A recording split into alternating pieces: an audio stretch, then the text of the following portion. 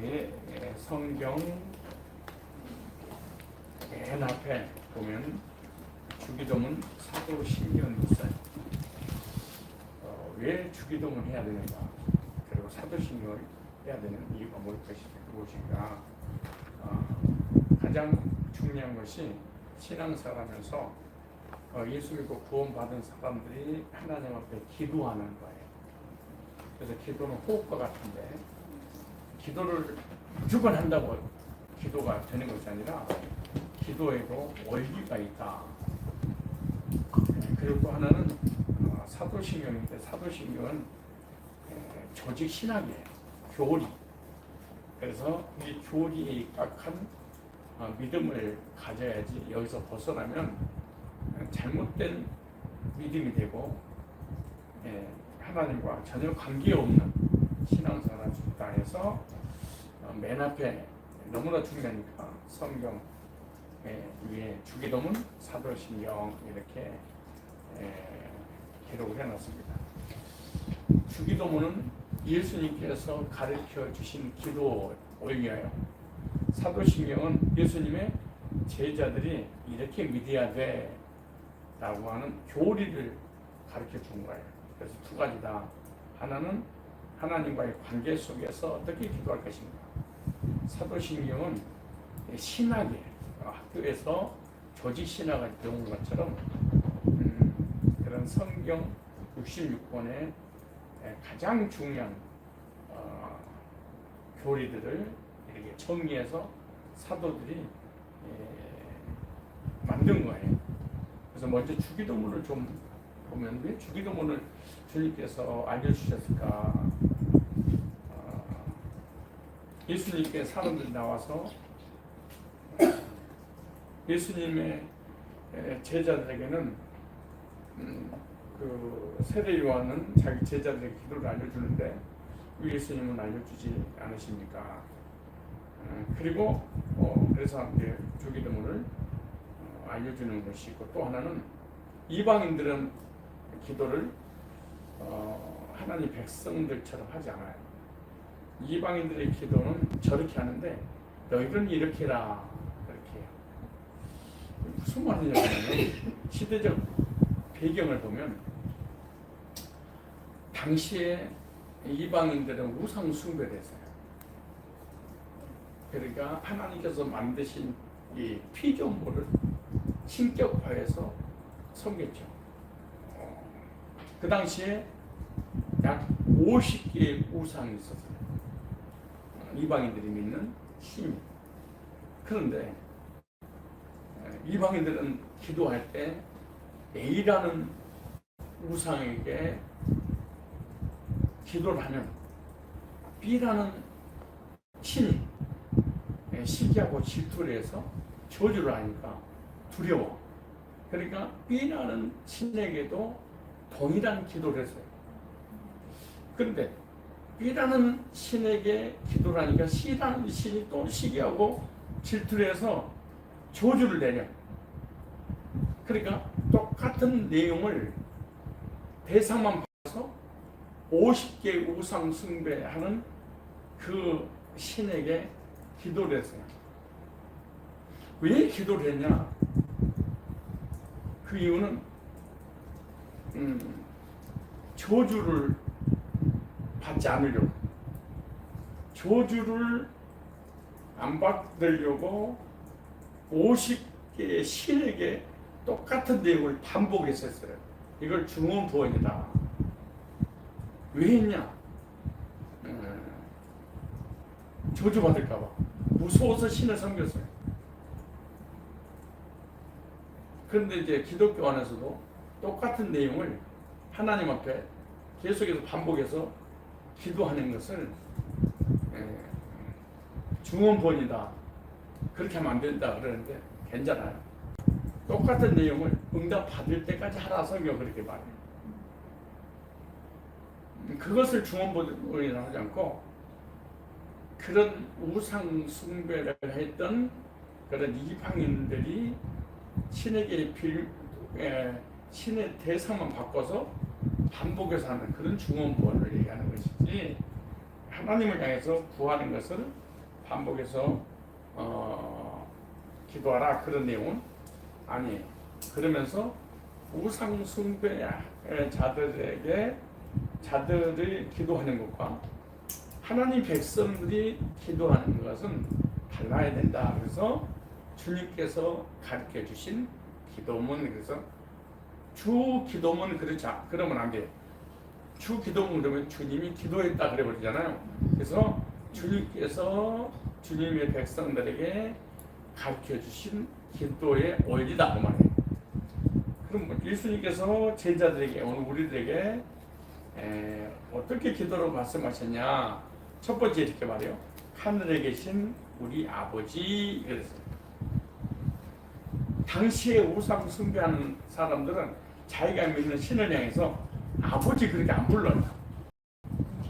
우리가 예수 믿기 전에 불교도 또 다른 타종교도 뭐 산신령님, 용왕신, 뭐 지신, 천신, 부처님 막 이렇게 찾았잖아요.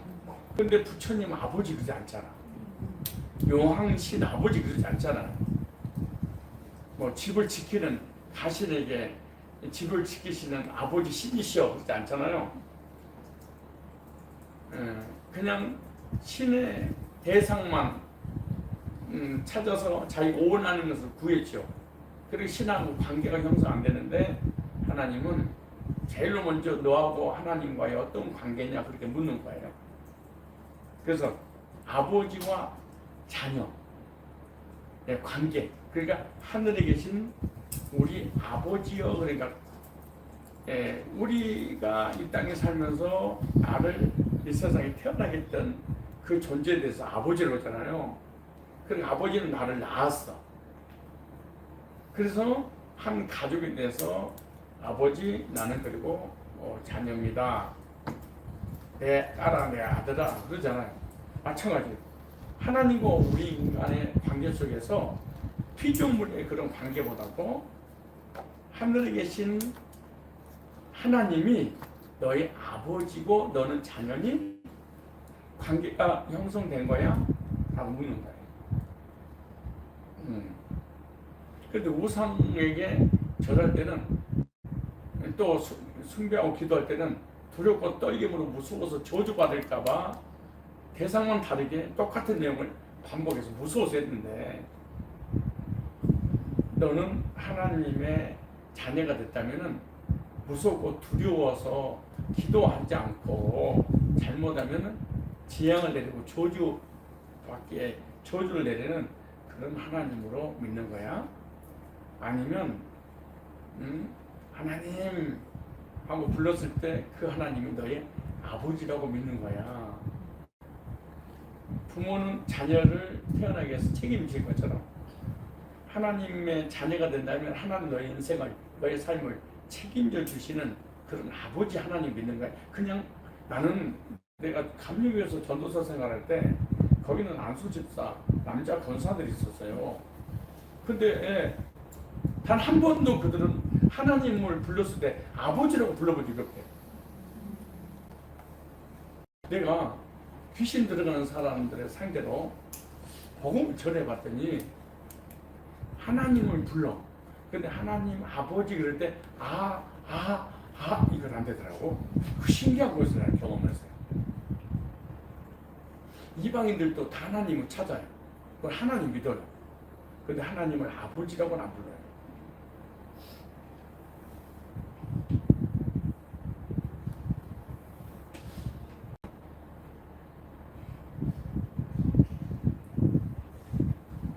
여러분들은 교회에 하나님을 믿으면서 아버지라고 잘 불러줘요?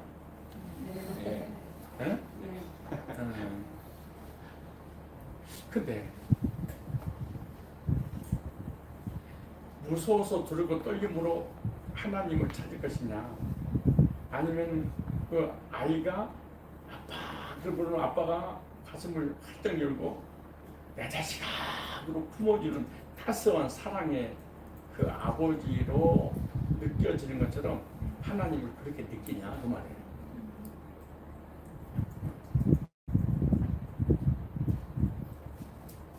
지성이면 감천이고 막 20일 새벽기도 하고 40일 금식을 하고 하나님 앞에 막 때려 쓰고 막 매달리고 그러면 간신히 들어줄까 말까 하는 아주 인색한 이건 우상 숭배하는 사람들이 하는 것이다. 너희들은 그렇게 하면 안 돼. 그 얘기예요. 주기도문이. 하나님 그러니까 신앙생활에 있어서 가장 중요한 것은 하나님에 대한 개념이에요. 사랑의 하나님 믿을 것이냐, 무서운 하나님 믿을 것이냐, 때리시는 하나님, 징계하신 하나님, 인색하신 하나님을 믿을 것이냐, 좋으신 사랑의 하나님, 나를 영육간의 풍성한 복으로 주시려고 막 안달이 나신 부모가 자녀를 향한 마음처럼 하나님 그렇게 생각할 것이냐. 신앙생활 개념이 너무 중요해요. 왜냐하면 개념이 잘못되면은 개념에 따라 천국도 하고 지옥도 가요. 이 땅에 살면서 하나님 된 개념에 의해서 복도 받고 저주도 받아요. 열심히 예배드리고 열심히 기도하고 열심히 헌신하고 금식하고 헌금하고 열정을 다해 하나님 섬겨도 저주받을 수 있어요. 뭐 때문에?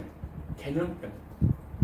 하나님에 대해서 너 어떻게 생각해? 그것 때문에 결정되는 거예요.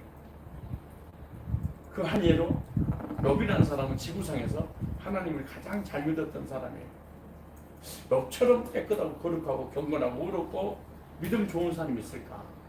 지구상에 바리새인들보다 더 믿음이 좋았던 사람이 욥이라는 동방의 의인, 하나님은 동방의 의인이라고 했어요. 그래서 지구상에서 가장 의로운 사람, 하나님을 가장 잘 믿는 사람이 욥이야. 근데 지구상에서 가장 저주를 받았던 사람이 또 욥이야. 얼마나 비논리적이고 모순이에요. 그런 이유가 뭐냐? 당시에 욥은 아브라함 시대 동시대 사람이에요. 그러니까 아브라함 아버지 시대 사람이에요. 욥은 욥기서가 중간에 기록되어 있어서도 욥은 창세기 앞에 써진 사람이에요. 왜 시대적으로 역사적으로 그렇게 먼저 있었던 사람이에요. 그러니까 욥을 아브라함이 알죠. 아브라함의 그 아버지도. 왜? 그 시대 사람들이니까. 나라만 다를 뿐이지. 근데 아브라함은 우상 숭배하고 우상을 만들어서 팔고 그리고 욥처럼 하나님 말을 안 들었던 자들, 아브라함처럼 말을 안 듣는 사람이 뺀질거리고 갈대오로 나와서 가나안 땅에 안 가고 하라고 버티다가 간신히 꼬드겨 가지고 가나안 땅에 마침내 들어가고 가나안 땅에 있어서 떠나지 말라고 하는데 다른 나라로 흉년이가 떠나고. 근데 하나님이 아브라함에게는 꼼짝 못하고 사살 달려가면서 끝까지 책임을 져. 그 이유는 아브라함은 다윗처럼 하나님에 대한 개념이 좋았습니다. 좋으신 하나님, 인자하신 하나님, 사랑의 하나님, 내가 잘못해도 의의 길로 인도하신 하나님. 참 신기하죠. 욥은 율법을 100% 지켰던 사람이에요. 근데 아브라함은 율법하고 전혀 관계없는.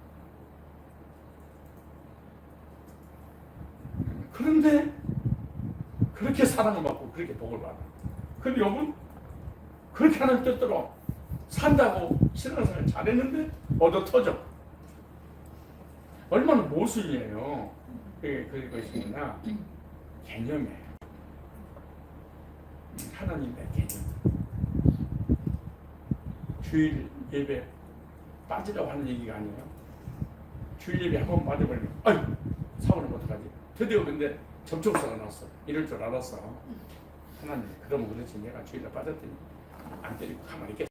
막 이렇게 믿으면 물론 빠지면 안 되지. 빠지면 그거 안 좋은 거지. 시작해서요. 하나님. 그런데 하나님이 안 때려도 주일 빠잖아요. 그럼 평안하지 않아. 그렇죠. 하나님하고 전혀 관계없어. 근데 내 양심상 찔려. 빠져버려 있잖아. 그죠? 아, 난 평안해. 너무 행복해. 막 그래요. 주일에 빠지면. 그렇지 않죠. 그러나 하나님에 대해서 율법적인 관계로, 주종 관계로 내가 잘못됐으니까 언제든지 찾아와서 때리시면, 그러다 하나님에 대한 개념을 가지고 있으면 그것이 믿음이 돼가지고 나중에 큰 화를 당하게 될 수도 있어요. 그래서 이렇게 시작해요. 하늘에 계시는 우리 아버지요. 그래서 하나님, 그럼 나한테 찾아와서 하나님 품 안에 안기는 그런 하나님이 또 개념을 딱 정리하고 기도를 해라, 이렇게 말하는 거예요. 그래서 하나님, 그럼 내가 뭐 해줄까? 엄마, 내가 너에게 뭘 필요해? 자식을 향한 그 사랑은 남편을 향한 사랑으로 끼면 안 되는가 봐. 남편을 5% 사랑하면 자녀는 500% 사랑해. 남편을 버려도 자녀를 못 버린다. 오빠 다 거기 끝으로. 아, 공감합니다. 남편은 그냥 돈만 벌어도 따박따박 돈만 벌어지 뭐. 자녀는 돈 안 벌어줘도 관계없어. 속을 쎄까도 좋아. 왜 자식을 그렇게 할까? 하나님이 나를 향해서 그렇게 생각하신다고 생각을 기도해요.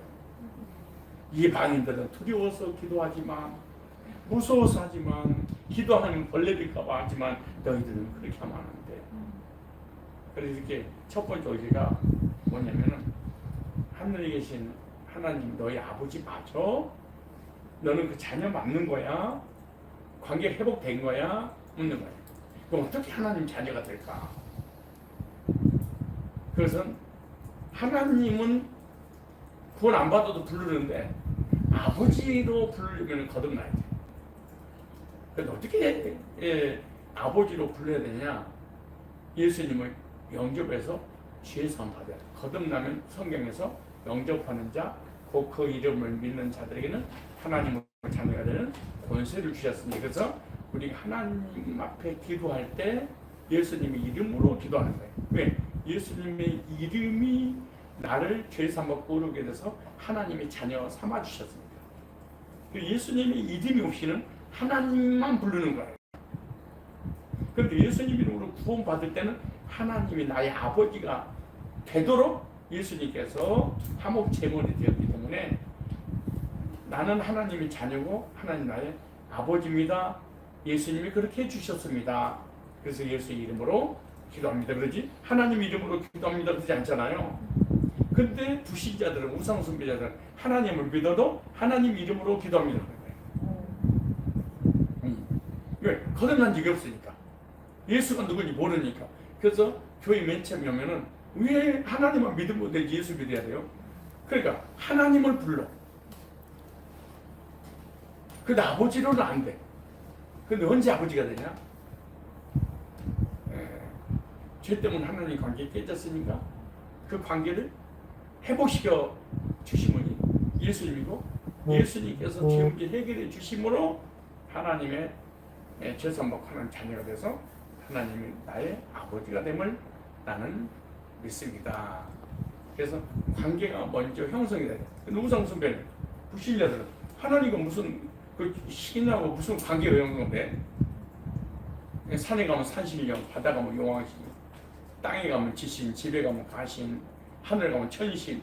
그러니까 모든 종교를 나의 신으로 삼는 거지. 불교 같은 때도 다 마찬가지예요. 샤머니즘, 토속적인 달신, 해신, 땅신, 비신, 신마다 다 찾아서 비는 그런 행위인데, 너희들은 이렇게 기도하라. 그 다음에 이름이 거룩히 여김을 받으시며, 거룩하다 말 구별됐단 말이잖아요. 그래서 여호와 이름, 하나님 이름, 예수 이름은 피조물이 아니에요. 창조주 이름이잖아요. 이름이 거룩히 여김을 받으시며, 나라가 임하옵시며, 하나님 나라, 나라 임하옵시며.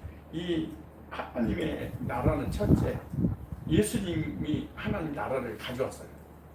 그래서 하나님 나라는 여기 있다 저기 있다가 아니라 예수님이 이 땅에 오시면서 회개하라 천국에 가까웠느니라 그러잖아요. 그래서 예수님 자신이 천국이에요. 예수님 있는 자체가 천국이에요. 그것이 바로 하나님 나라예요. 그러니까 하나님 나라가 어디 있습니까? 보여주세요 그랬더니 하나님 나라가 여기 있다 저기 있다 하지 마라. 하나님 나라는 두 번째 네 안에 있느니라. 예수님 영접하고 죄 용서하고 구원받으면 내 마음속에 하나님 나라가 임하는 거예요. 그래서 첫째 하나님 나라를 가지고 있는 주체가 예수님이세요. 그 예수님 중에서 구원받을 때 내 마음이 하나님 나라가 임하는 거예요. 세 번째 하나님 나라는 교회예요.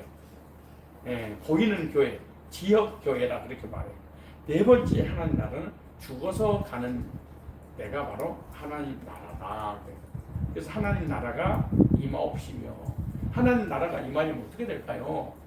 예수 믿고 죄 용서 받고 구원 받으면은 하나님 나라가 여기 있다 저기 있다가 아니라 네 안에 있느니라 이렇게 말씀하잖아요. 그래서 하나님 나라예요. 하나님 나라는 의와 평강과 희락이니라. 성령 안에서 로마서의 말씀에 그렇게 기록하고 있어요. 그 나라가 임해달라고 기도하는 거예요. 이방인들은 의식적 문제잖아요. 항상 주시옵소서 믿습니다. 항상 달라고 하는 것 있잖아요. 그런데 너희들 그의 나라와 그를 먼저 구하라. 하나님 나라를 먼저 구해라. 그를 위하라. 이 복음을 위해서 먼저 구해라. 이게 바로 하나님 나라가 임하옵시며 이렇게 기도하는 거예요. 그리고 기도할 때 먼저 해야 될 것 차선으로 구할 것. 무조건 이방인들처럼 주시옵소서 있습니다. 자기 욕심을 위해서 구하는 것이 아니라 너희들 먼저 영적인 것을 위해서 구해야 돼. 영적인 하나님 나라를 위해서 구해야 돼. 먼저 복음 임하도록 하나님 말씀 임하도록 네 마음에, 네 가정에, 네 직장에, 네 사업장에, 네 자녀들에게 천국이 임하도록 먼저 기도해. 그 천국이 뭐냐? 복음으로 되는 나라라는 거지. 그 다음에 여기서 세 번째도 중요해요. 여기 예수님이 가르쳐 주신 기도는 너무 중요한 거예요. 사실은 뜻이 하늘에서 요즘 내가 자주 말씀드리잖아요. 왜냐하면 이단 상담하다 보니까 이단은 주기도문을 가지고 접근해요. 아주 중요한 부분이 뜻이 하늘에서 이루어진 것 같이 과거로 되죠. 시제가 이루어진 것 같이 뜻이 천국에서 하나님 나라에서 영원 전에 완료를 이루어졌잖아요. 근데 땅에서도 이루어지다 그러네. 이루어진 것이 땅에서도 이루어지다. 여기서 나온 게 신천지예요. 이게 최초의 여호와 증인이 이 주기도문을 가지고 왕국회가 이 나라가 천국이 이루어질 것이다. 여호와 증인이. 두 번째, 그걸 베낀 사람이 신천지예요. 그래서 이 나라, 이 땅이 천국이 이루어진다. 여호와 증인이고 거기서 베껴가지고 한 게 이제 신천지. 이 신천지도 천국이 어디냐? 과천, 동부 거기들. 그리고 과천을 천국이라고 부르는 겁니다. 예. 그다음에 여호와 증인 이 교리를 배우는 거예요. 김풍일이라고 세배 등대리 교회 김노하라고 있어요. 예. 그 사람은 봉천동이 바로 천국이다. 왜 그러냐? 그리고 주기도문을 딱 갖다 드립시오. 주기 땅에서 이루어진다고 했잖아. 땅이면 우리가 살고 있는 거 아니야. 꼼짝도 못 하는 거예요. 우리도 이 성경의 진리의 말씀을 알고 있으면은 땅이 무엇인지 하늘이 무엇인지 분별을 하니까 미혹을 안 당하는데 전혀 성경을 모르고 있는 상태에서 이단을 만나서 보십시오. 집사님, 목사님, 장로님, 하나님 뜻이 하늘에서 이루어졌는데 땅에서도 그 땅이 내려온다는 거야. 어디로? 땅으로. 뭐가? 천국이. 그러니까 천국은 죽어서 가는 것이 아니라 살아서 천국이 이루어지는데, 그래서 신천지 오면 죽지 않습니다. 영생합니다. 여호와 증인 오면 14만 4천 되면 죽지 않고 이 땅에서 천국이기 때문에 여기서 살고 왕같은 제사장을 합니다. 그래서 이단들은 이 땅에서 천국이 이루어진다. 그래서 죽지 않는다. 그래서 왕국회관 14만 4천, 김풍일 14만 4천, 이만희 14만 4천을 차면 이 세상은 천국으로 받게 되고 망가뜨린 세상에 대해서 온 세계를 다스리고 통치하게 하게 될 거다. 그리고 우리 교리 믿음은 죽지 않습니다. 그래서 영생하는 그 교리를 했어요. 뭘 가지고? 만약에 안 가르쳐주고 내가 이걸 강의하면 여기 있는 사람들 꽤 안 그러겠어? 뭐 안 그래? 땅을 어떻게 해석할 건데? 그래서 앞뒤 문맥을 보면은 쉽게 이해를 하는데 문맥을 못 보니까 보세요. 뜻이 하늘에서 이루어진 것 같이 과거에 무슨 말이냐? 창세전에 하나님께서 나를 향한 구원의 계획을 세운 것 같이 그 말이에요. 인 크라이스트 예수 그리스도 안에서 단번에 영원히 온전케 십자가로 거듭나서 하나님의 자녀로 회복시켜 줄 것을 이미 계획한 것. 설계도가 끝난 것처럼 그 말이에요. 이 말이 아주 중요해요. 이것이 장로의 예정론이에요.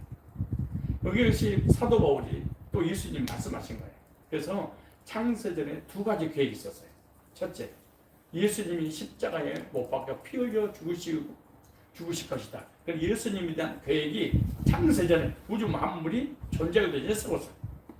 두 번째, 택자는 그리스도 안에서 거듭나서 하나님 자녀로 회복될 나 한 사람까지 계획이 끝난 거예요. 얼마나 놀라운 일이에요.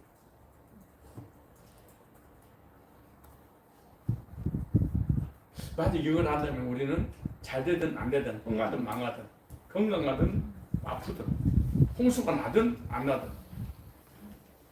편안할 거예요. 이미 계획이 끝났다면. 이런 집을 짓기 위해서 이미 설계도가 끝난 거야. 집만 지면 돼. 창세전에 나를 향한 하나님의 설계도 다 짜놨어. 두 가지야. 예수님과 나. 이루어진 것 같이 하나님 계획이. 그래서 하나님 계획은 실패하지 않아. 그래서 하나님의 계획과 섭리 가운데 이 세상에 보내시고 일정한 삶을 살다가 복음 있는 교회로 인도하셔서 복음 듣고 구원받아서 거듭났다 하는 뜻이 이루어졌다고 뜻이에요. 이것을 위해서 기도해라. 그래서 이 하나님의 뜻이라고 하는 것을 성경에서는 비전을 잡았다 그 말이에요. 비전. 우리가 지금까지 살아가는 모든 삶의 방식은 비전이 아니에요. 희망이고 꿈이지. 근데 비전이라고 하는 것은 무슨 말이냐? 하나님이 나를 창세전에 나를 향한 나를 위해 세운 그 계획을 내가 드디어 말씀을 좀 깨달았어. 그래서 이거 비전을 잡았다. 이 사람 방황하잖아요. 절대로 흔들리잖아. 어떤 환경, 어떤 시련 것도 못하냐고.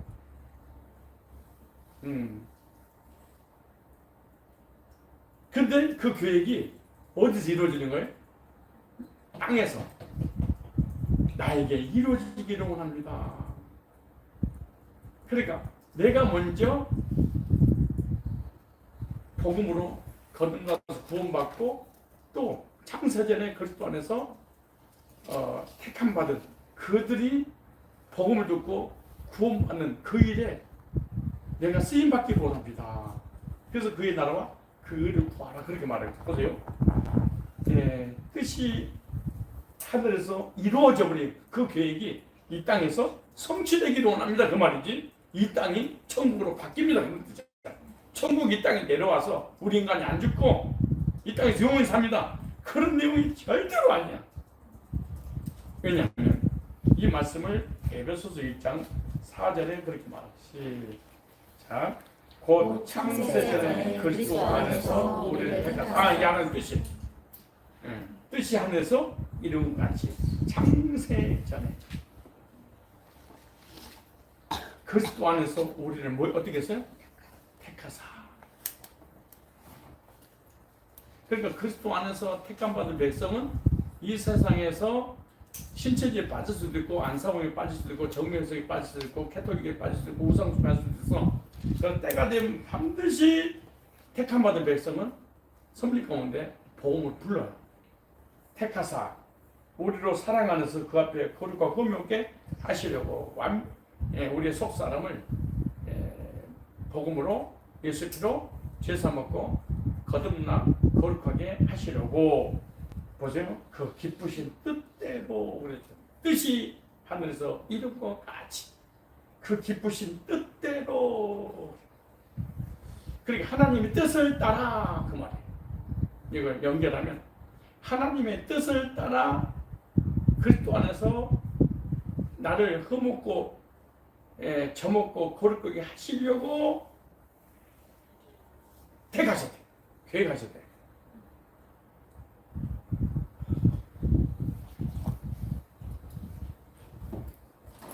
근데 새신자라든가 불신자들에게 이 말해서는 안 돼요. 그럼 시험 들어서 교회를 떠나버리고 하나님 안 믿어요.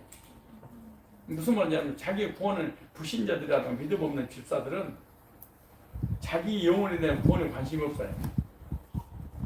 그렇기 때문에 어떤 질문하냐 그러면 하나님이 악합니까? 그럼 왜 우리 인간을 만들었습니까? 버리려면. 그래서 하나님을 막 덤비고 원망하고 결국 하나님 떠나버립니다. 그것은 우리가 알 바 아니에요. 내 영혼은 내가 구원받았으면 내가 예정이 된 건데 장로교의 예정과 성경적 예정은 좀 달라요. 장로교 예정은 하나님이 택자가 있고 불택자가 있다 이렇게 이래.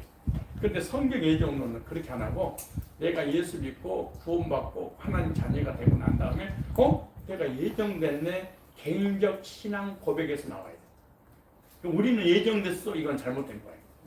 예정되고 불택자가 있어 완전 틀린 건 아니지만 꼭 만든 건 아니에요. 성경에서 예정을 얘기할 때는 바울이 구원받기 전에 예수 믿는 사람을 핍박하고 죽이고 스데반을 돌로 쳐서 죽였잖아요. 예수 믿는 사람을 전국에 쫓아다니면서 죽이려고 40명 결사대를 조직까지 했어요. 예수 믿는 사람을 왜 그렇게 괴롭혔는지 몰라. 그래서 자기가 그랬어요. 난 죄인 중에 괴수라. 난 죄인 중에 괴수라. 무슨 말이에요? 나는 예수님을 믿는 사람들 핍박하는 우두머리였다는 거야. 그런데 스데반을 돌로 쳐서 죽이는 그런 괴수였는데 하나님 나를 복음을 넣어서 구원받고 하나님 자녀가 되고 난 다음에 이걸 쓴 거야. 이렇게 내가 예정됐구나. 그러니까 하나님이 불러서 복음을 거듭나 해서 사도 되게 했고 이방인은 사도로 복음 증인의 증인이 되고 고백을 하는 거예요. 이건 하잖아요. 우리를 예정하사. 그러니까 예정이라는 것은 우리라는 표현보다도 이 사람은 개인적, 그러니까 구원받은 성도들이 모여서 자기의 신앙을 고백하는 거예요. 내가 예정됐구나. 그래서 저쪽에서 나도 예정됐구나. 왜? 예수 믿는 거 보니까. 여러분도 마찬가지예요. 개인적 신앙 고백에서 예정론에 대한 확신이 와요. 언제 오냐? 복음을 듣고 거듭난 걸 보니까 내가 예정됐구나. 택감 받았구나. 언제? 창세전에. 이렇게. 그 기쁘신 뜻대로. 그러니까 하나님의 뜻 안에서 예정된 것을 그 기쁘신 뜻대로 그 말이에요. 이걸 예수님께서 뜻이 하늘에서 이룬 것 같이 예정된 것 같이 그 말이죠. 그러니까 주기도문이 쉬운 것 같잖아. 그냥 맨날 주기도문 뭐 예배 끝나면 주기도문 뭐라고. 초등학교 1학년만 되면 벌써 주기도문 되고 있잖아. 근데 의미를 알기까지는 10년, 20년, 30년, 50년 아니 신학을 하고 목회를 하고 그렇게 오랫동안 성경 연구해도 뜻이 하는 것이 땅에서 이루어진 걸 하나를 이해를 못하고 그래서 목회자를 쉽게 이단에 미혹당하게 이단에 노출되는지 못해서 그런 거예요. 자 보세요. 그 창세전 그또 안에서 우리를 택하서 우리가 사랑해서 그럼 오게 하시려고 그 기쁘신 뜻대로 우리를 예정하사 예수 그리스도로 말미암아 자기의 뭐가 됐으니 아들들이 되게 하셨으니. 그러니까 하늘에 계시는 우리 아버지의 자녀가 되게 하셨으니. 성경은 통일성이 있어요. 여기서 이 말하고 저기서 저 말하잖아요. 항상 하나의 원리를 가지고 말씀하시는 거예요. 그럼 그런 사람은 왜 회복시켜주냐? 하나님 예배드리게 예배하는 백성 만들게. 이는 그의 사랑하신 자 안에서 우리에게 거저 주시는 바 그 은혜의 영광을 예배 드리려고. 그래서 제사 받고 구원 받고 택함 받은 자들은 반드시 하나님께 예배를 드리게 돼 있어. 예배를 막 사모해. 그러니까 먹을 거 갖고 그런 게 없어. 예배 드려야지. 이게 머릿속에 딱 인이 박혀 있어. 복음 예배.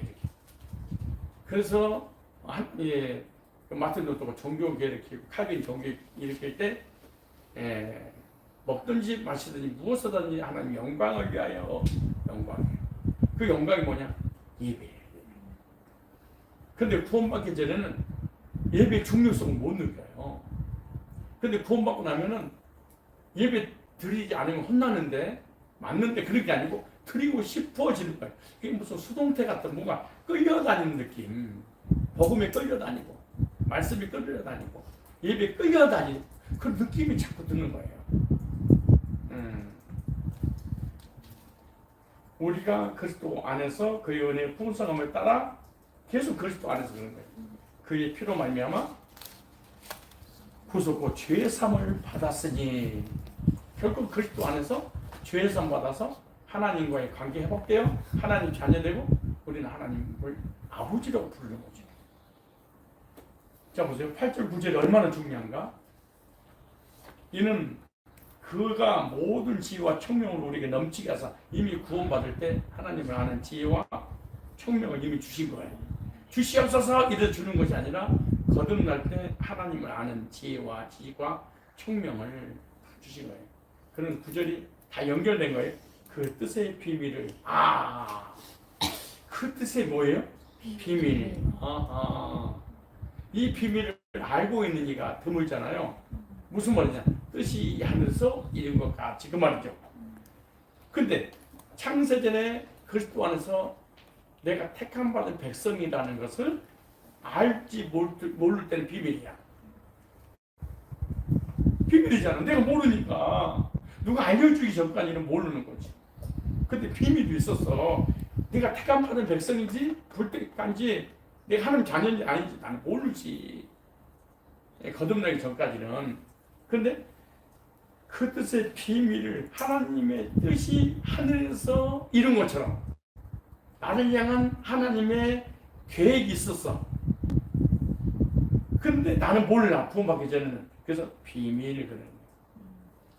근데 예수님을 통해서 알려주시고 예수님을 구원받은 목회자라든가 복음의 종들이 너를 향한 하나님의 뜻이 하늘에서 이루어진 것이 뭐냐? 구원이다. 이것을 알려줬어. 우리에게 알리셨으니 이게 복음이에요. 그러니까 복음이 기초고 간단한 내용이 아니고 하나님의 비밀을 알아버리는 것이 구원받는 거예요.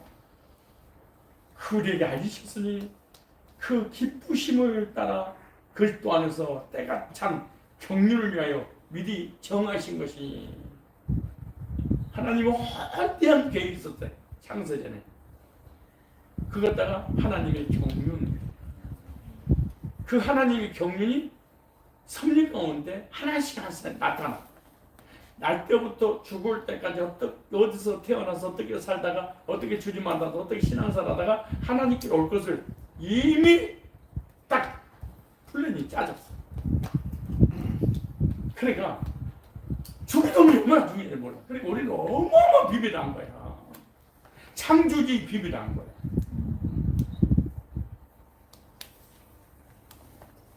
누가 알려준 거예요?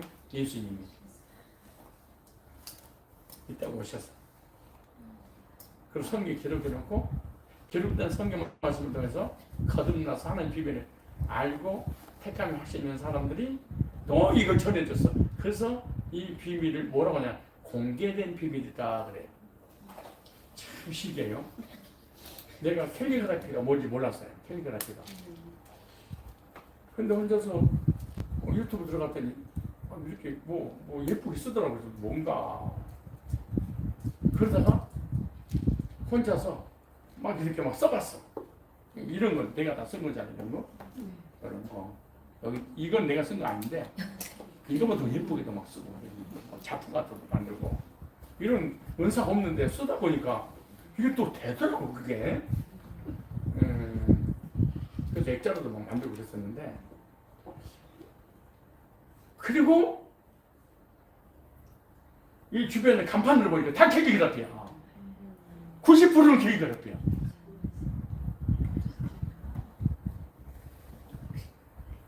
봐봐봐. 고딕체가 거의 아니야. 거의 캘리그라피야. 그래서 내가 이거 비밀이었네? 내가 깨닫기 전에는 비밀이야.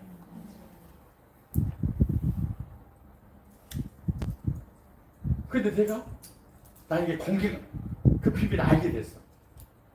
그럼 공개는 됐는데 비밀을 알기 전까지는 공개된 비밀로 그것도 남아있는 거야. 복은 마찬가지야. 주기도문도 마찬가지야. 온 인류 사람이 주기도문 알아. 그리고 외워세. 근데 비밀. 그러니까 이걸 이단이 인용해서 포격도 해버린 거예요. 얼마나 기가 막혀, 집사님. 뜻이 하늘 쓰는 거, 뜻이 한 천국이잖아. 근데 이 땅이 또 이루어지죠. 땅은 우리가 살고 있는 땅이 천국이 이루어질 만합니다. 그리고 교리를 가르쳐. 하나씩 하나씩 믿어져 버려. 나는 안 죽어. 여기서 무색이. 안 죽고 싶은데. 안 죽으려고 좋은 집 다 먹고 있는데. 진짜 안 죽는데. 안 찾아가서 뭐 되냐고.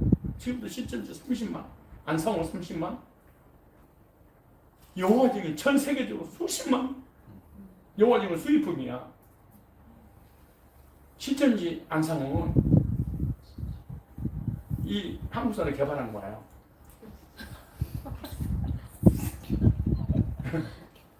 김풍일도, 내가 김풍일 교주도 직접 만나서 인터뷰도 하고 그랬거든. 안 죽는다는 거예요. 안성이가 죽어도 영생기어 조일성이가 죽었어. 박태순이가 죽었어. 문선명이 죽었어. 영생한다고. 거기 박태순은 부천이 천국이야. 신앙촌. 그래서 땅을 다 사들인 거잖아 거기가. 지금 수십 조의 재산이. 안 죽는데 영생한데 죽었어. 근데 오늘 쌍이 간석동에 어떤 길거리 시장이 열려서 지나가는데 누가 양발 같은 걸 팔더라고. 그런데 양발 이름이 신앙촌이야. 그 못 봤어요? 신앙촌 양발 이런 거? 간장도 이거 다 있어. 그래서 내가 할머니가 그거 팔고 있어. 그래서 내가 할머니 이거 신앙촌 양발인데요. 그랬더니 예 얼마예요? 그랬더니 뭐 얼마라고 그러더라고요. 아니 신앙촌 교주 박태선 되졌잖아요. 돼지당이요. 다시 살아날 겁니다. 부활합니다. 아니 그 사람이 죽을 때 3일 만에 다시 살아난다고 죽었잖아요. 30년 되고 10년이고 15년이 지났는데 아직도 안 사는데 기다리고 있습니다. 살아날 겁니다. 좀 늦어질 뿐이지. 아니 저기 과천에 그 대공원 있잖아요. 그 무슨 과천 대공원인가요? 서울랜드 서울대공원. 거기 갔더니 길거리에서 전단지를 뿌려. 아니 그 통교 문선명 그 신도야. 아 내가 목사인데 그거 전달 뿌리길래 아니 박대선이 문선명이 다 죽었고 영생하지 못했는데요.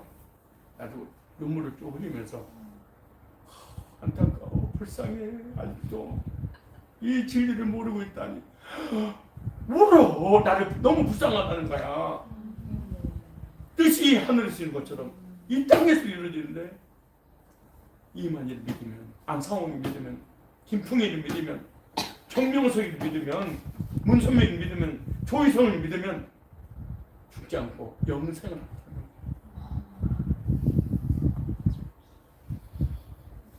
교주 다 죽었어. 근데 개성교회들 90%예요. 개성교회. 왜냐? 이걸 몰라서 뜻이 하늘에서 이런 것처럼 땅에서도 이루어지리라.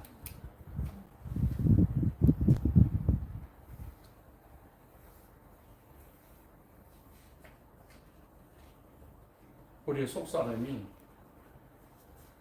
육체와 함께 있을 때 구원하시기로 하나님의 계획이 창세전에 이루어진 것이 하나님 뜻이에요. 그래서 주기도문이 쉬운 것 같은데 듣고 믿어서 내 거화 될 때까지는 간단한 내용이 아니에요. 이루어지리라. 그리고 내가 복음으로 거듭나서 하나님 관계를 회복되어야 돼요. 하나님 형상으로. 하나님 자기 형상 곧 하나님 형상을 따라 사람을 창조하셨던 여자를 창조하시고 하나님이 자기 형상 곧 하나님 형상으로 다시 죄 문제를 예수님 그 해결됨으로 하나님 형상이 그 다음에 드디어 이제 여기는 하늘에 계신 우리 아버지 이름이 거룩히 여기는 받으시면 나라 임하시며 뜻이 하늘에 이룬 것 같이 땅에서도 이루어지다. 이거는 영적인 창세전에 하나님 세운 계획이에요. 그런데 이제 오늘 우리에게 일용할 양식을 주시고 우리가 땅의 일이죠. 뜻이 이거는 하늘의 영적인 하나님께서 이미 계획된 거고 그것이 이제 이루어져도 되고 구원을 받았어요. 예수 안에서. 그때 이제 삶의 길, 영적인 기도에서 이제 삶의 길 하라는 오늘 우리에게 일용할 양식을 주시고 하나님이 나의 아버지로 믿고 있다. 내 자녀가 나를 부모님으로 진짜로 믿고 있다. 그러면은 내일, 모레, 1년, 10년 먹을 거 생각지 않아요. 왜? 그리고 내일 먹을 거 달라가지도 않아요. 왜? 때가 되면 따박따박 부모님이 챙겨서 주셔. 그죠? 오늘 그러니까 내일 거 구하지 말고 오늘 것만 구해라. 왜? 내일은 내가 또 줄게.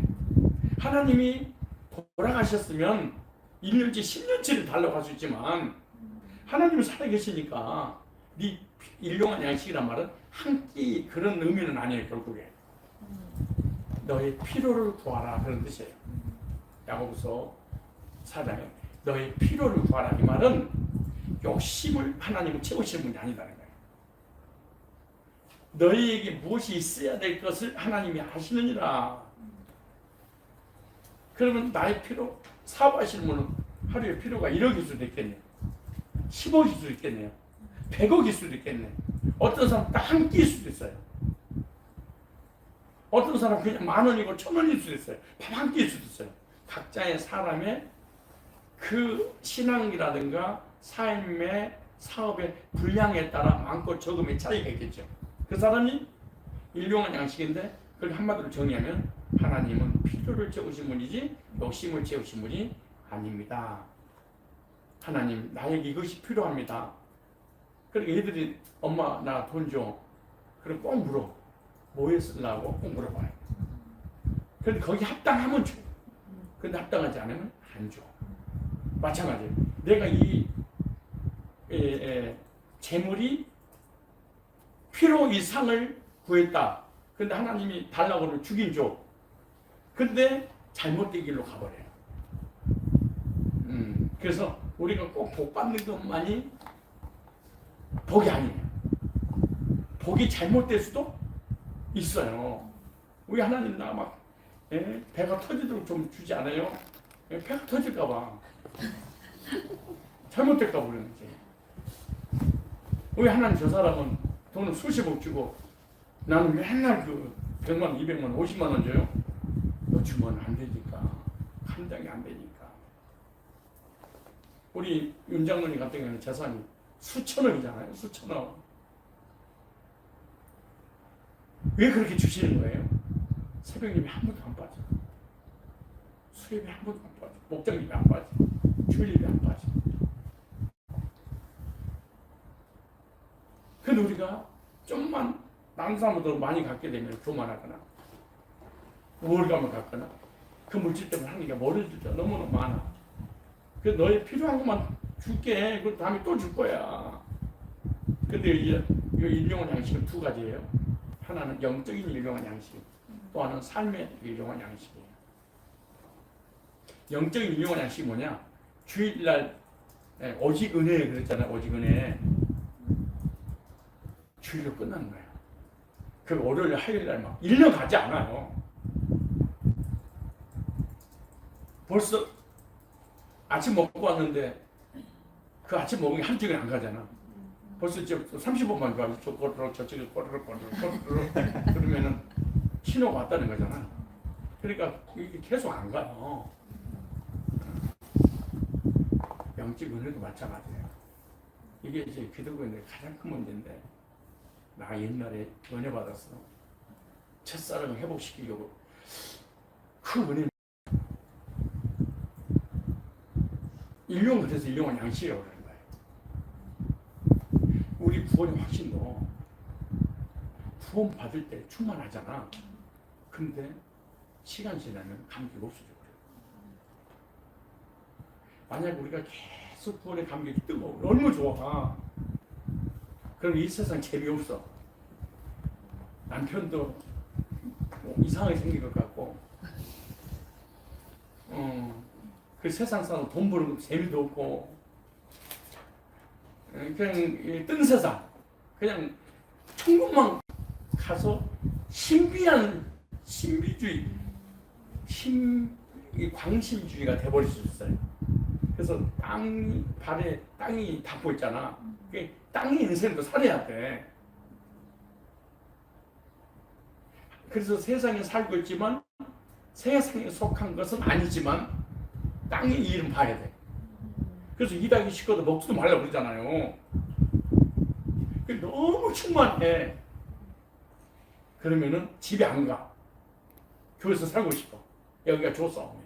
그럼 남편은 너도 맞는 거지. 미쳤다 그럴 거 아니야. 맨날 교회에 와가지고 교회 살아. 신랑이 뭐라고? 믿음 좋다. 부러워요. 나도 그러고 싶어. 그래 어디가 있어? 응? 내가 그 교회 당장 그만둬야 되겠다. 목사님한테 덤빌 따지러 온 거야. 그래서 받은 은혜가 지속된 게 아니야. 감기 잃어버려. 그래서 하나님 오늘도 은혜를 주세요. 오늘도 말씀을 주세요. 자, 오직 은혜 이 말씀으로 그렇게 은혜 받고 좋았다가 수요일날 예배가 들으면은 오직 은혜는 또 밀려가. 수요일 메시지가 귀향하자. 천국을 사모하자. 내 왜 땅을 쳐다봤지? 그리고 오직 은혜가 뭘로 와? 이제 천국 귀향살이 귀향 때 돌아가야 돼. 기소 본능 돌아가야 되는데 이런 생각이 다 들어버려. 또 막 이렇게 이제 막 맞아. 그래 내가 왜 땅을 찾아봤지? 내가 이 세상 속하지 않은 천국 가야지. 나도 이제 따라 준비를 해야지. 막 이렇게 또 금방 그러면 또 언제 오직 은혜 오직이 또 사라져. 그러다 이제 수요일날 은혜를 받아 너무 좋아. 그러다가 이제 주일날 이제 수련회잖아. 수련회니까 동기부여해야 되잖아. 그래서 그리스도인의 교제가 무엇이냐. 교제를 해야 돼. 교제의 의미를 알려주면 갑자기 오직 은혜고 천국 없어지. 누구 만나서 교제할까 이제. 교제의 대상이 누굴까. 그 메시지 따라 방향 살짝 바뀌는 거거든. 그래서 골고루 이제 말씀을 듣게 되는데, 그리고 균형 있는 그리스도의 삶을 살아야 돼. 그래서 성경이 뭐냐? 일용할 양식을 주옵시고 그래. 그러니까 이스라엘 백성들이 애굽에서 출애굽해서 광야 생활할 때 하나님께서 만나를 내렸잖아. 그 만나가 일용할 양식이야. 그 욕심이 많으니까 어떤 사람은 내일 모레 일주일 먹을 거 막 걷어들여. 그 이튿날 가서 먹을 걸 다 썩어버렸어. 그리고 그 이튿날 또 밖에 나갔더니 또 만나가 내려. 계속 일용할 양식을 줬는데 40일 동안 신발이 닳지 않고 옷이 닳지 않았잖아요. 굶어 죽지 않았잖아 우리가. 하나님이 다 먹이시는 거예요. 들의 백합 봐라. 하늘 나는 공중에 새를 보라. 먹이고 기름이 없는데 하나님 기르시지 않는다. 하물며 어릴까 보냐. 그래서 영적인 양식이든 육신의 양식이든 다 썩어버린다. 그러니까 매일매일 하나님 앞에 나와서 구해서 드려라 그래. 이 하나님 신기하게 까마귀를 통해서 먹이시더라고. 먹여요. 그래서 오늘 우리에게 일용할 양식을 줍시고, 두 가지 필요를 채우시구나. 영적인 거. 그러니까 늘 말씀을 받고 말씀을 통해 일용할 양식으로 영적인 영혼의 목마름을 해결받고, 육신의 필요를 채워서 사업도 직장도 의식주 문제도 하나님 나에게 필요합니다. 왜요? 그의 나라와 그를 이것 때문입니다. 그러니까 우리는 이 불신자고 신자고 다른 점이 있어요. 여러분들도 기도의 그 어떤 그 내용을 정확하게 개념 정리가 돼야 되는데, 불신자들이 살아가는 삶의 방식이 성공, 잘 먹고 잘 살고 그러니까 성공을 하잖아요. 배우는 것도 돈 버는 것도 다 마찬가지예요. 그래서 그들의 목표가 있어요. 나는 꼭 무엇을 하고 말 거야. 목표가 딱 설정됐어. 이유는 목적이 있어. 잘 먹고 잘 살기 위해서. 근데 우리도 목표가 있어. 목표 지향적이어야지 긍정적인 삶을 살아. 근데 목표를 설정했어. 목적이 뭐냐? 하나님의 영광을 위하여, 복음을 위하여. 달라요. 근데 우리가 불신자처럼 목적이 똑같은 거예요. 그래서 아이들을 내가 중고등부, 청년부 교육시킬 때 꼭 그렇게 하는 거예요. 목사님 어느 학교 갈까요? 어느 직장에 갈까요? 어느 사업을 할까요? 꼭 물어봐. 그래서 아무것도 좋다. 직업에 무슨 귀천이 있겠냐. 어느 학교도 관계없다. 어느 사업이도 관계없다. 그런데 목표와 목적이 분명해야 된다. 어떤 목적이냐? 내가 이 무슨 일을 했는데 이 일이 하나님과 가까워지고 있는가? 그리고 복음을 전하는 데 가까워지고 있는가? 믿음의 공동체에 가까워지고 있는가? 목사님과 가까워지고 교회와 가까워지고 복음과 가까워지고 하나님께 영광을 돌리고 있는가? 그러면 어떤 직업이 괜찮다. 근데 최고의 직업과 사업을 했는데 하나님과 멀어지고 복음과 멀어지고 교회와 멀어지고 목회자가 멀어졌다. 그러면 그 직업은 하나님 주신 것이 아니야. 그 학교는 하나님 주신 것이 아니야. 아무리 허드렛 일을 할지라도 하나님과 가까워지고 있다. 하나님께 영광을 드리고 있다. 늘 복음을 듣고 복음을 전하는 영혼 구령과 연관되어 있다. 그리고 주의 종들과 가까이 가는 삶을 살고 있다. 그러면 하나님 주신 직업이야. 이렇게 말을 하죠. 그래서 우리의 목적이 뭐냐?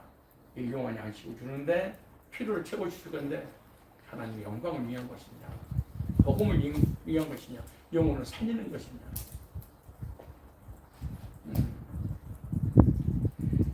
그래서 영적인 필요, 육적인 필요, 내 속사람의 필요, 겉사람의 필요. 이 두 사람은 절대 떨어지면 안 되는 거예요. 나눠서도 안 되는 거예요. 딱 하나, 속사람과 겉사람은 하나예요. 나눠서는 큰일 나는 거예요. 이단이 되고 마는 거예요. 그래서 하나님 보시기에는 내 속사람, 겉사람 따로따로 보지 않아요. 하나로 보는 거예요. 하나로. 그래서 우리가 속사람도 겉사람 중요한 게 뭐냐? 신령한 몸으로 부활한다는 거예요. 몸이. 그래서 몸도 속사람도 일치가 된다고 말이에요. 하나로 봐요. 자, 속사람은 거룩하고 깨끗하니까 육신은 죄를 좋다. 그러면 안 된다는 거예요. 하나님 보시기에 육신도 거룩하고 속사람도 거룩하시고 단 한 가지 우리의 하나님 떠난 성품이 죄성을 가지고 있기 때문에 죄에 노출되어 있을 뿐이지 우리 육신은 더럽고 추하고 그러지 않아요. 우리 피가 더럽고 추하고 그러지 않아요. 자, 그 다음에 우리가 우리에게 죄의 진죄를 살리는 것 같이 난 이거를 기도하고 말씀을 준비하고 전하면서 느낀 게 하나 있어요. 뭘 깨달았냐 그러면 우리가 우리에게 죄의 진죄를 살리고 우리가 우리 죄를 상대방이 지은 죄를 우리가 사해줄 수 없어요. 죄는 누구만이 사해주는 거예요? 하나님만이 죄를 용서할 수 있어요. 그런데 네가 하나님 앞에 죄를 용서받았다면 그 은혜에 감사해서 너도 용서해 주면 되지 않겠니? 근데 여기서 중요한 거, 내가 이런 명언을 남겼어요. 용서는 나를 위한 배려다.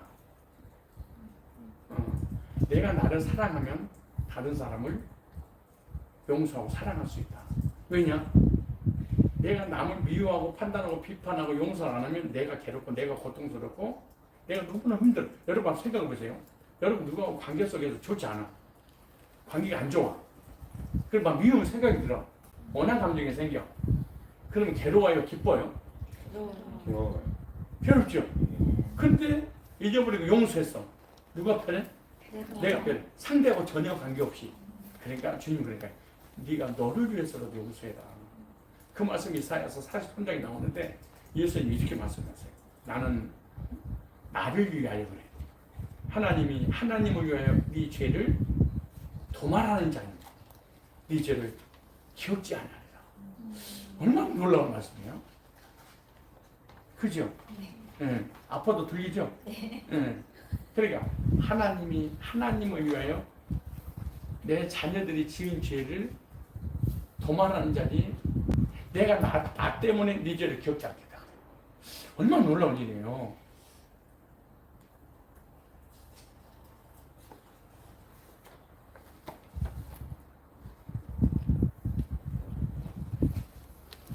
대부분 원한 감정이 있는 사람들이 화병으로 자기가 미워하는 그 대상보다 먼저 죽더라고. 미워하는 그 대상은 건강한데 지는 안 걸리고 뇌졸중 오고 그거 신기하더라고. 그렇게 인감만 하면 주님이 용서하라고 하셨지만 더 나아가서 하나님의 마음은 너를 위해서 용서해라.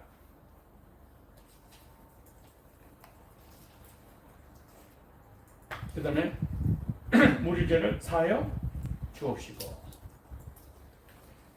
그래서 언제도 용서받고 자범죄도 주님이 용서해 주시라고 우리가 살아요. 그래서 우리가 우리 죄를 자백하면 저는 미쁘시고 오로사 우리 죄를 사하시고 모든 불에서 건져 깨끗게 하실 것이요. 예수 믿고 언제면 죄가 받고 자백하고 회개하고 돌이켜서 자범죄 용서받고 언제는 크고 자범죄는 작다. 이렇게 이혼은 나누면 안 돼요. 자범죄를 지게 되면 하나님 관계가 멀어지기 때문에 회개하고 돌이키고 하나님 앞에 돌아와야 돼요. 그 다음에 중요한 단어가 두 가지가 있어요. 여러분들은 교회가 멀잖아요. 막 1시간 거리 와서 교회 오잖아요. 그러니까 시험거리만 있으면 어떻게 하면 교회에 핑계대서 안 나올까 이럴 수 할 수 있어. 근데 시험거리가 생기지 않으면 꼼짝없이 교회에 와야 돼. 근데 어떤 시험거리가 딱 생겼다 그러면 목사님 나 진짜 교회 가고 싶어요. 그러나 내가 믿음도 한계가 있는 것 같아요. 버티다 어떤 형제 때문에 어떤 자매 때문에 어떤 사역자 때문에 너무 상처가 돼서 이럴 바에 가까운 교회 가게 됐어요. 교회는 다 똑같지 않겠어요? 목사님은 이해하리라 믿어요. 여기까지인가 봐요. 왜냐면 시험 때문에 여보세요? 그럼 시험 되면 제일 먼저 그런 생각 딱 들어. 어차피 교회가 뭔데? 자 보세요. 우리를 시험에 들게 하지? 우리가 살아가는 날 동안에 눈만 뜨면 시험거리야. 내가 나의 시험 들 수 있어요. 상대를 통해서 시험 들 수 있고 어떤 문제와 사건에 노출되어 있기 때문에 시험거리가 있는데 그 시험도 우리가 이기지 못한다는 거예요. 주님이 이겨줘야 돼요. 시험 들어서 해결되는 것도 주님이 하고 시험에 들지 않게 하는 것도 주님이 하고 그 다음에 보세요. 다만 악에서 구하소서. 이 악은 불행, 저주, 재앙, 눈에 보이지 않는 어떤 사단으로 인하여서 엄청난 이 땅에 살아오면서 저주와 재앙과 고통을 주는 불행을 주는 것을 악이다 그런 말이에요. 백주의 황폐게 되는 파멸을 이 말이에요. 갑자기 교통사고, 뭐 운명이 결정되고 어떤 재난이라든가 재앙이라든가 막히는 일들이 일어나. 그래서 옛날에 있잖아요. 밤새 안녕. 안녕하세요 그 말이 왜 나온 줄 아세요? 자다가 죽어버리니까. 그래서 밤새 무슨 일 없었어요. 그 말이거든. 다만 악에서 구하옵소서. 이 기도에 하나님. 그래서 저도 기도합니다. 주님 오늘 시험에 들게 하지 마옵소서. 악에서 구하옵소서. 그러니까 기도가 안 나올 때 있잖아요. 전 주기도문 해요. 기도 안 나오고. 나는 마지막에 이 세상 떠날 때 주님 나 부를 때 주기도문 하고 갈 거야. 주님이 가르쳐준 기도잖아요. 예수님이 가르쳐준 기도잖아요. 이것보다 주님의 기도가 됐어. 이 기도를 스테반이 했잖아요. 주님 내 영혼을 받으소서. 천국이 이미 이루어지는 그것을 보고 주님 품에 안시겠잖아요. 얼마나 아름다운 기도문이에요. 이 지구상에 이 기도가 더 중요히 되었어요. 단만하게서 구하옵소서. 사단에서 구하옵소서. 모든 죄와 저주와 질병과 재난과 재앙과 불행에서 구하옵소서. 절대 우리 인간이 어떻게 될지 몰라요. 한순간이에요. 우리가 대단한 존재가 아니에요. 어떻게 팔이 목숨이잖아요. 그래서 하나님 거기서 왜? 시험이 있고 악이 있으니까. 예수님도 마태복음 4장에 사단이 시험을 줬고 그 시험을 줬던 사단의 악에서 주님께서 이겼잖아요. 우리도 우리 힘으로 안 돼. 우리는 그 능력과 권수가 없으니까. 근데 주님께서 시험 들게 하지 마시고 악에서 구하옵소서라고 부탁을 드리는 거죠. 그럼 주님이 하시는 거죠. 그럼 모든 것이 다 주기도문은 주님이 하시는 것이죠. 나라와 권세와 영광이 하나님 나라, 하나님의 권세, 하나님의 영광. 여기 보면 대계라는 단어 있죠, 대계. 네. 근데 성경에도 대계가 없는데 주기도문 이게 여기에 올라오는 대계 있는 책 있나요? 대계 있어요? 앞에 있어요? 예.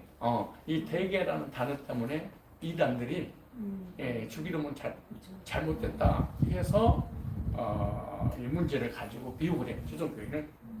그런데 번역일 때는 대개가 없어요. 그 다음 또 성경에 있다면 없음 이런 거 있죠. 성경에 있다가 보면 사복음서 없음 이렇게 있잖아요.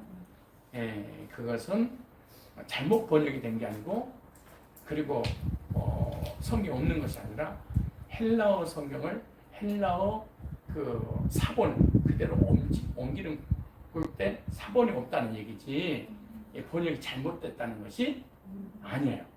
그 다음에 여기 또 하나 대개할 때 그 번역할 때 대개를 뺐어요. 번역하는 사람들이 헬라어 히브리어 사본을 원본 없으니까 여러 사본이 있었을 때 가장 원본하고 맞는 사본이 뭘까? 그걸 가지고 성경을 번역을 한 거예요.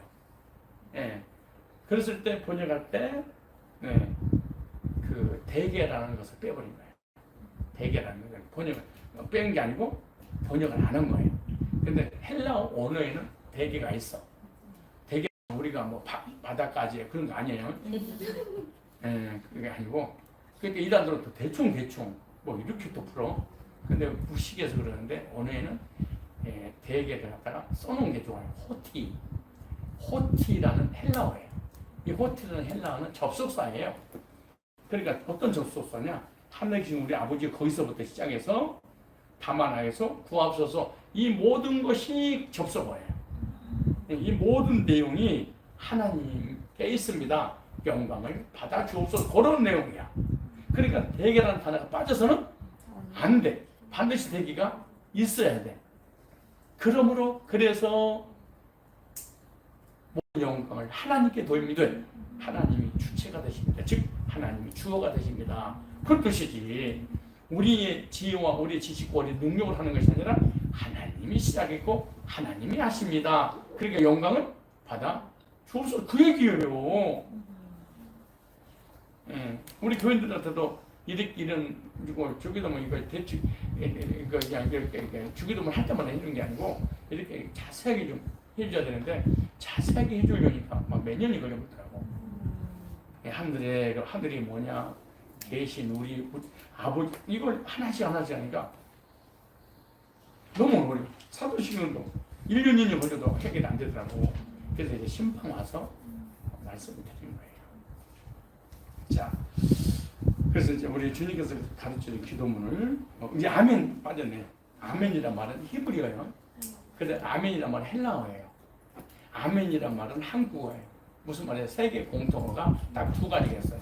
할렐루야, 아멘. 그런 히브리어인데 똑같이 동일하게 쓴다고 말해요. 근데 영어로만 예멘 그러지 다 아멘이에요. 아멘이란 말은 진실로 이런 뜻이에요. 진실로. 그러니까 이 예수님께서 가르쳐 주신 이 주기도문은 내가 그대로 동의합니다. 그대로 믿습니다.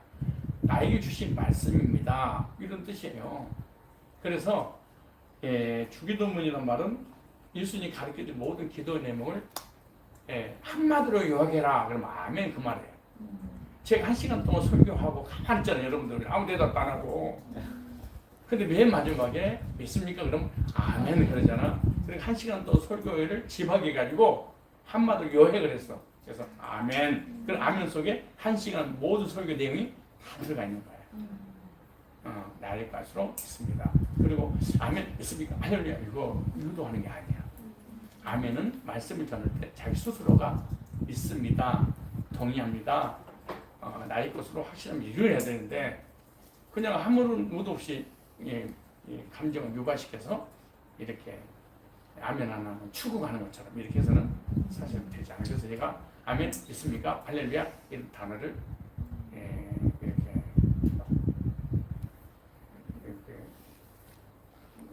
내 의도대로 따라오도록 하지는 않는다 그 말이에요. 그래서 아멘. 그래서 하늘에 계신 우리 아버지요 시작. 하늘에 계신 우리 아버지여 이름이 거룩히 여김을 받으시오며 나라의 임하옵시며 뜻이 하늘에서 이룬 것 같이 땅에서도 이루어진다. 오늘날 우리에게 일용할 양식을 주시고 우리가 우리에게 죄 짓는 자를 사하여 준 것 같이 우리 죄를 사하여 주시고 우리를 시험에 하지 마시고 다만 악에서 구하옵소서. 대개 나라와 원수와 영광이 아버지의 영원히 있사옵나이다. 아멘. 자, 이 설명을 듣고 기도문을 읽는 것과 의미를 모르고 읽는 것 벌써 가슴이 와 닿는 게 다르죠. 네. 그러니까 이렇게 주기도문을 하는데 벌써 하나님에 대한 이미지, 어떤 개념이 딱 떠오를 거예요. 그러면 기도를 시작하는 거예요. 그래서 기도에 올리려가지고 기도를 해야만이 더 큰 은혜를 받을 수 있다. 그래서 나는 신앙생활, 이 주기도문을 결론 내리면은 이렇게 하고 싶어요. 신앙생활은 두 가지가 있는데 하나는 은혜, 또 하나는 개념. 한국교회 하나님들의 성도들에게 은혜를 많이 끼쳤다. 그러나 개념은 정의를 안 줬다. 그래서 은혜는 지속된 게 아니다. 그래서 은혜라고 하는 것은 선생님이 수학 공식을 풀어서 해주는 것을 은혜다. 자기는 풀 수 없으니까 선생님이 풀어준 거예요. 그런데 개념이라고 하는 것은 공식이다. 공식은 목사님들이 한국에서 성도들에게 불받아라, 방언해라, 예언해라, 하나님 믿음 복 받습니다. 하나님 믿음 구원 받습니다. 성령 세례 받으셔야 됩니다. 세례 받으면 회개됩니다. 11조야 됩니다. 예수 믿음 복 받고 은혜 받고 구원 받고 정합니다. 예수 믿으면 내용은 잘 되고 범사가 잘 되고 강건해집니다. 은혜는 됐어. 눈물이 고 감격하고 은혜는 됐는데 은혜 받은 그들에게 이단들이 접근해서 다 끌고 갔어. 200만 명의 신도를 끌고 갔어. 왜냐? 공식이라고 하는 개념이 정리가 안 했어. 개념이라고 하는 이 아파트 뼈대를 딱 친 거야. 이게 개념이야. 태풍이 쳐도 안 무너져. 근데 뼈대기는 이게 골조 놓는데 여기 이 땅에다가 살림살이를 갖다 놨어. 바람은 다 날아가 버려. 이 두 가지가 다 중요해. 개념과 뼈다구 골점을 알고 있으면 냉철에 살아요. 아주 바리새인 지식적인, 지적인, 이론적인, 강팍하고 판단 비판 정지를 잘하고 사람이 가까이 가기에는 좀 그래. 너무 정확하니까 그 사람들 은혜가 없습니다. 사막같이 마치 마음과 생각이 황폐해지는 사람이 접근하기 힘들어요. 그런데 거기 은혜가 들어가. 그럼 사람이 막 따라.